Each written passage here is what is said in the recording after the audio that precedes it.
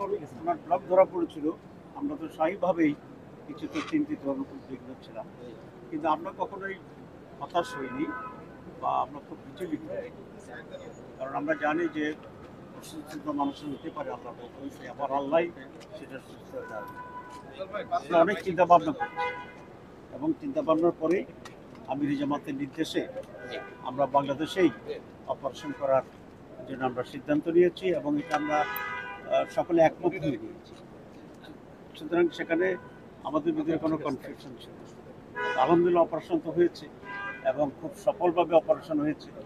আমাদের আল্লাহর উপর যে ভরসা ছিল এবং এখানে যে আস্থাটা ছিল সেটা প্রমাণিত হয়েছে এবং ইউনাইটেড প্রধান সার্জন তিনি তো বলেছেন যে আমাদের প্রতি যে আস্থা রাখার কারণে এটা শুধু ডাক্তার শফিকুর রহমান সাহেবের অপারেশন নয়, সারা বাংলাদেশের লোকেরাই এক ধরনের আস্থা পাবে এবং আমি আশা করি অনেক লোকেই বিদেশে আর যাবে না।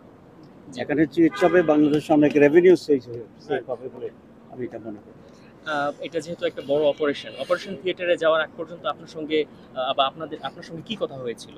একটু না, আমাদের সাথে কিছুটা সাংগঠনিক কথাবার্তা তো হয়েছে, কিন্তু উনি মোটেই আবেগপ্রবণ ছিলেন না। উনি খুবই কনফিডেন্ট ছিলেন, খুবই স্বাভাবিক ছিলেন এবং আমাদেরকে বরং উনি সান্ত্বনা দিচ্ছেন যে আপনারা তো ঘাবড়ানোর কিছু নেই, চিন্তিত হওয়ার কিছু নেই।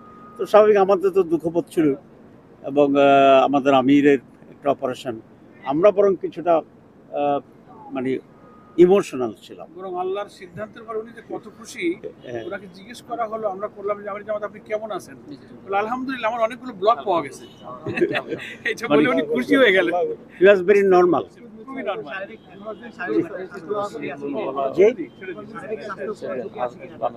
না, আমরা ঝুঁকির ব্যাপারটা তো আল্লাহ ভালো জানে, সেটা কেউ ভবিষ্যৎ নিয়ে কথা বলার কোনো এখতিয়ার নেই এবং এটা আমাদের ইমান পরিবার।